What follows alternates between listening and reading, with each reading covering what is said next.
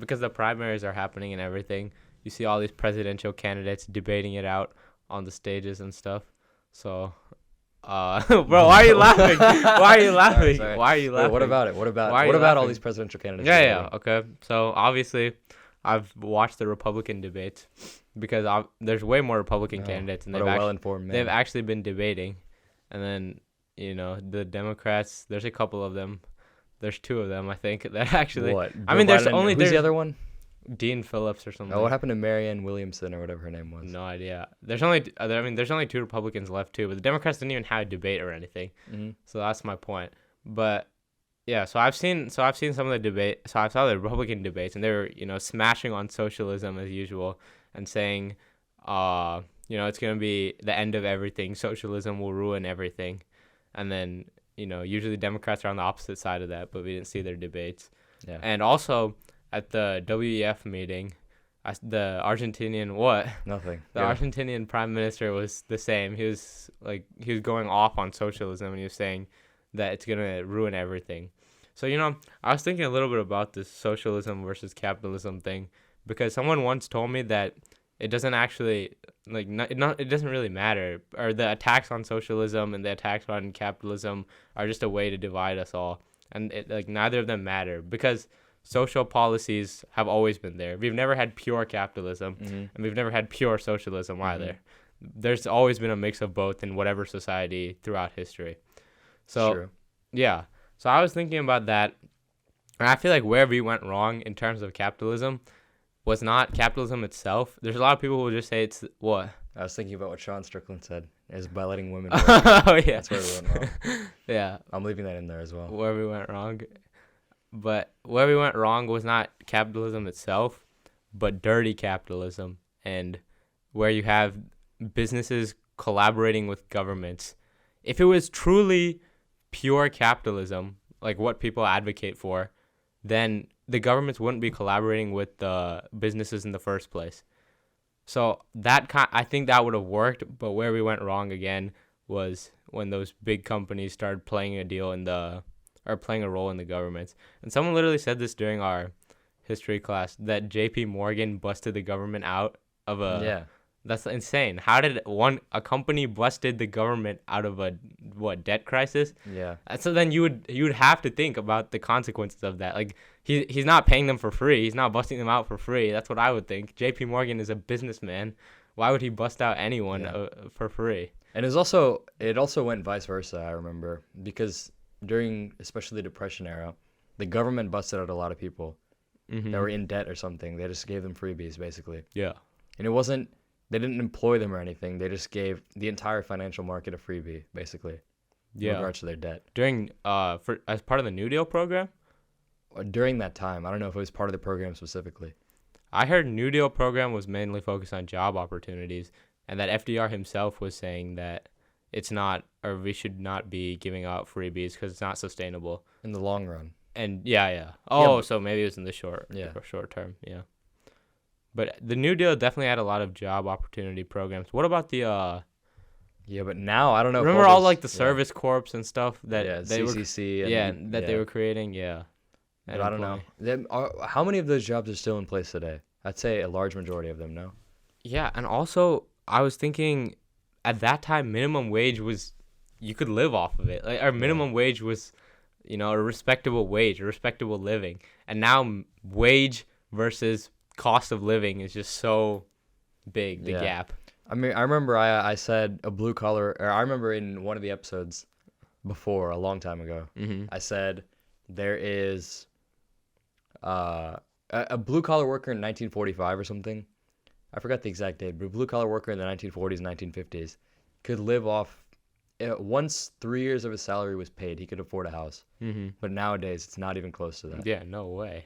Your average worker at Target, it's all teenagers. Yeah, if you look at the way that salaries have been rising since back then, the salary back then has risen a decent amount, but the house rates have tripled or even quadrupled that. Yeah. The rate of growth of the households. Yeah. It's tripled or quadrupled the rate of growth of salaries. It's insane. So that makes you question why. It means less and less and less people are going to be able to buy a house. So it was harder for our parents to buy a house. Now it's harder for us to buy a house. 100%. And then it's going to be even harder for the children, the next generation to buy. Look at the people that own a house nowadays. Even our parents, they're like in the top 5%, top not even percent, like class of workers. I don't know if you Sure. can call it the managerial class, but it's a certain set of workers that are in. They're highly educated, highly skilled workers. You know, they're not by any means an average worker. That's true. So I Yeah. feel like people who own houses are like that, or in general, they're all corporate level workers and not entry level either, you know? Yeah, for sure. Yeah. And is it just wait? That's also why I don't know what caused what, but manufacturing, you know, there's been way less manufacturing in our country, and I don't know if that could be a result of no one wants to work. No, I think it's the other way around actually. Well, no one wants to work, so manufacturing jobs. Yeah. No. I think manufacturing people got cut out of their jobs because they started moving out for cheaper labor. Okay, that makes sense. That's what it was. Yeah, but then we started outsourcing all our labor. Now, China's doing all the things. The back of every clothes that we wear, every 100%. piece of clothing that we wear, it says 100%. made in China, made in Taiwan, Yeah. made in the Philippines sometimes. Yep. So now we don't have the power to that anymore. Yeah. That's the thing. A country is only as rich as it produces, and And I feel like a lot of our people have turned to stock markets as well. But what even is a stock market really? Like it's Yeah. literally nothing. Yeah, it definitely it doesn't count for it. I don't think it should be. It's stock just, you see the market, numbers we on your shouldn't- screen go up We shouldn't reflect the stock market as an indicator of the economy. Yeah. I remember you were saying that a lot as well. Yeah. But even I was thinking about this. You're just seeing the numbers on your screen go up. It Yeah. doesn't actually really mean anything. It doesn't. What if all the servers also the crash? big Then what happens to your stocks? The huge funds are control the stock market almost entirely. Yeah, it's true. The little guy has no power in the stock Yeah, market. it's true. I mean, we talked a lot about trust busting and anti-monopoly and stuff, but they're still definitely in place. There's worse. I know. They want you to It's worse now because it's so secretive. Yeah, it is secretive, and it's almost like when we learn it, we think, oh, trusts were this huge problem back then.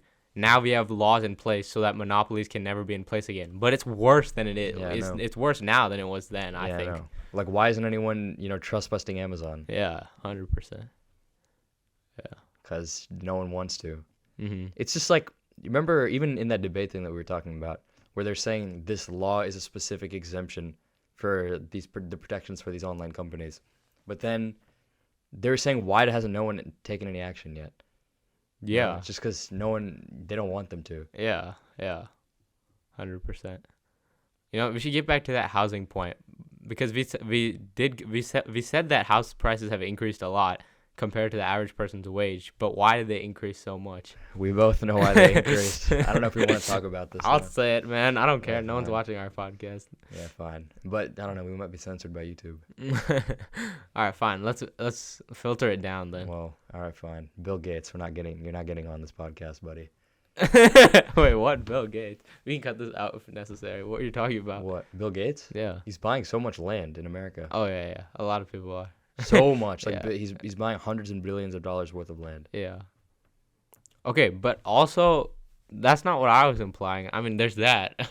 But also why have wages risen so little as compared to okay, I guess the people that are buying land, the amount of money they're making has risen so exponentially compared to wages. Mm-hmm. So It's just wealth concentration. It's just an effect of everything, as we've been saying before. yeah, Like, for example, you're saying the average blue-collar worker back in 1945, the wealth was much more distributed, as in people had more money relatively in terms of purchasing power, yeah, obviously. But then, I mean, if we're looking at... So the people, even the rich people back then, they didn't hold as much of a superiority over the lower class. Like the 100%. middle class, the American middle class is a very real thing back then. But now, if we're looking at how much the really, really rich people have in terms of how much the less fortunate people have, it's like the middle class is going away, and people are either falling towards one side or the other. yeah. So now that has happened, that's what you're saying. It's growing so much more exponentially. Maybe that has to do with them getting rid of manufacturing so much. Now the only way you can get through is by innovating something or by just working for the people that are innovating something. Yeah. And the harder that a worker works, the more the innovator makes, even if they didn't do that much beside the original idea to begin with. Mm-hmm. And then after that, obviously, because the innovators are making so much more money compared to the workers, then they start having all these interests to expand their money. They buy all these houses, they buy all this land, and then the house prices itself are going up, and the workers who are making substantially less don't have they don't have the funds to buy them. Mm-hmm. So I don't know. It could be. It all could be directly linked back to manufacturing. But why did manufacturing decrease? That's what I wanted to. That's what I'm thinking When did about. manufacturing start decreasing? I'd say post World War II, we were on a high in manufacturing. That's also when people say. Yeah, but what about the rate of manufacturing? What? As compared to the rest of the world. Yeah. Yeah, that's when we were peaking, and that's when our economy became number one too. That's yeah. It's like the cycle we've talked about. You know, you have the rise, the peak, and the fall. You know? Yeah. Well, this thing is saying in 2000s, but there's no way. It's before that. That's probably looking at gross output or something. But if you look at the rate, post World War II, we were manufacturing so much. Remember all that huge movement where we assembled. Manufacturing peaked in July 1979, or June 1979. In terms of rate? In terms of the amount of people employed in manufacturing jobs. I don't know. That's not valid either because our population obviously boomed too. Our population obviously increased too. I think when we hit the world's number one economy, that's when our manufacturing was best. Sure. So post World War II maybe. And then a lot of people say 1960 was I don't know if they do say that, but 50s is known as the golden age in terms of stuff like Hollywood. Well, our country's peak was post World War II, right? You think? I think so. Yeah, okay, but then look up when America became the number one economy. I think that's the only way we can say what a peak is, you know? Sure. Because as soon as you hit that highest point in your economy, I don't know. It became the number one economy in 1890. Okay, that's not true then. It's not as soon. No. Yeah, but then it kept going up. Obviously, the rate of growth is probably still the same. Oh, we were still on a rise. We were still on a rise, and then that rise started to curb. Yeah. But I don't know. Let's look up growth rate. GDP. US that's why again, GDP is a bad statistic because bad we measure so many things in GDP that shouldn't even be counted. It's gross domestic product. It's what we're producing. You can't count financial derivatives in your GDP. Yeah. I feel like ultimately, again, that's what it boils down to: how much you're making, or how much what a country is making physically. That's what a country's power should be measured in. Why is it not? Okay, it's starting from 85. I don't see anything from before that. Probably because I know the rate has slowed down so much. Okay. Well, I mean, even if you're looking at these. When did our GDP... Oh, wait, 2021 was really high, but outside of that, it's been on a steady decline. When did our GDP become the number one in the world? 1890. Oh, okay. That's when it happened. All right. But then I'm saying we could have kept going up since then. I think post-World War II was when we began to... I'd say post-World War I was when we became the world's best, the world's No, superpower. I mean when we began to fall off. Oh, yeah, maybe. Yeah. No, I mean, we fell off pretty hard after World War I, I'd say. Yeah, but World War II was huge for us. Our economy was booming during World War II. It was just a short-term thing, no? It's like a short-term resurgence. If you're looking at... I think... The nuclear family and all that, even in terms of culture, was great. Like America was great culturally. Yeah, maybe. Still, when our culture started to take a shift was in the '60s with the protests and but they were kind of right. Keep us out of war, But there was a lot of other things going on with culture too. Yeah, because they say hippies, and we talk about the things that they stood for, but the things that they were doing also was not very good. Oh yeah, 100%. Like so much smoking and so much drugs. I mean, we were smoking was a thing always, but yeah, sex, weed, that kind of thing. Yeah. Yeah. So I don't know. We tend to associate with their what the nuclear family was during World War II, right? Or was that during Cold War? That was during Cold War. Yeah. That's why it's called the nuclear family. Yeah. The Cold War, it ended, or the peak of the Cold War was really in the 60s.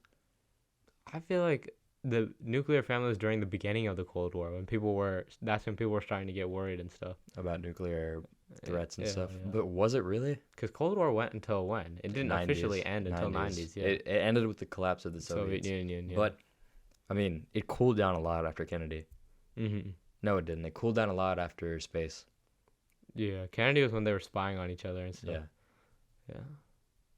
Yeah, I think that period post World War II. World War II, I think itself was great for American economy. We were producing but then so again, much if you look at the purchasing power of the U.S. dollar, for example, and a lot of other graphs like that in terms of economy and you adjust everything for inflation, it really started declining in the 1910s. Mm-hmm. And then it had a brief resurgence in the World War II era, and then it just kept going down after, immediately after World War II ended. So you think World War II allowed like a brief?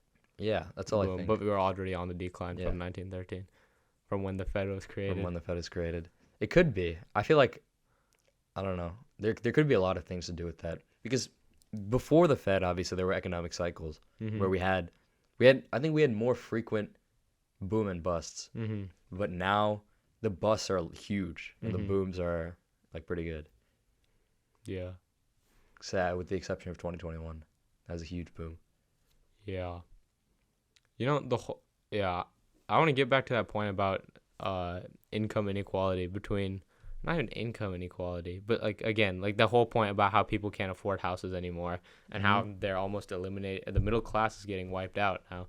We're getting two separate classes of people almost. I feel like to that point about JP Morgan and busting out America, the cost that came at was the precedent that it set for corporations to get involved with the government. And I think it is the goal of these huge corporations to get involved more in society and more in government and get more power. And people ask, oh, why would they want more? They already have enough. But I think there's a point. Oh, that wasn't working? Yeah, but you were talking the whole time. So Okay. But I think that there's a point where I'm not saying we can't. Yeah, I kind of am saying that. I think there's a point where you start chasing money. It sounds anti-capitalism. It's really not, but it's like, it's, again, dirty capitalism was how I coined it earlier. But there's a point where you start making money, and then you look for loopholes around the system to make even more money. There's a finite amount of resources in this world, and the more you consolidate the resources towards one side, or basically the more you consolidate your resources for fewer people, then you will be richer. Then whoever in that fewer class will be living better. Then their state of living will improve. If you consolidate the resources to a fewer amount of people, and then give the resources left to a less amount of people. And I think that's the goal of these super rich corporations and stuff. That's what they're trying to do, because they've reached a point where they're trying to make more and more money, and they're finding dirty ways to do it. And that's the point where, I feel like even they got so involved in the government, and we think it ended after trust busting, but it didn't end after trust busting. It got worse after trust busting. You look at everything that's going on today. I think the signs are so obvious that corporations are involved in government. Because think about the people who are buying like defense stocks and stuff. Like that's insane. But and then you want to go over that or not? What if you can hit that? But my point is, tools. Even the Fed, it's a government entity. It's a government entity. But if you look at how much they're involved with even senators and legislators, what would make you think they can't get involved with the Fed? I think monetary policy itself is something that made America way, way worse off. We discussed this, but it's like a Band-Aid. It doesn't actually solve anything. It's, if you're laissez-faire and if you're, pro-capitalism, as in how we've defined it today, you would be against monetary policy because it's intervening in the economy in a not healthy way. As we went over, an economy's health can only be measured by how much it produces, and monetary policy does nothing for production. Money is what? It's a concept. Money doesn't actually exist. So when you mess with money, like, you're not fixing anything in the economy.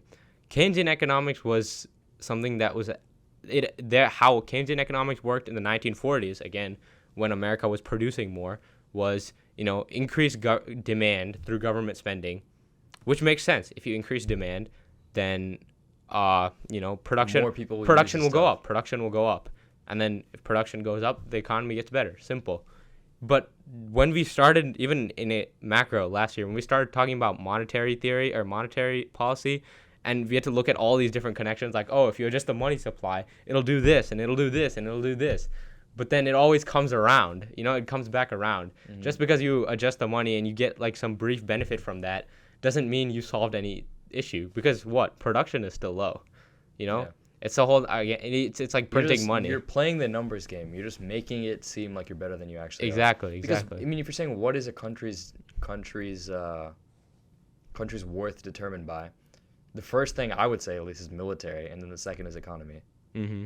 But then, if you're looking at the economy of the United States, we're not producing anything. Mm-hmm. We're just the hub for all these different countries and different companies to sell us their products. Exactly. All we have is consumerism. Yeah. And this consumerism, it isn't even coming from us. Mm-hmm. It's coming from various other sources.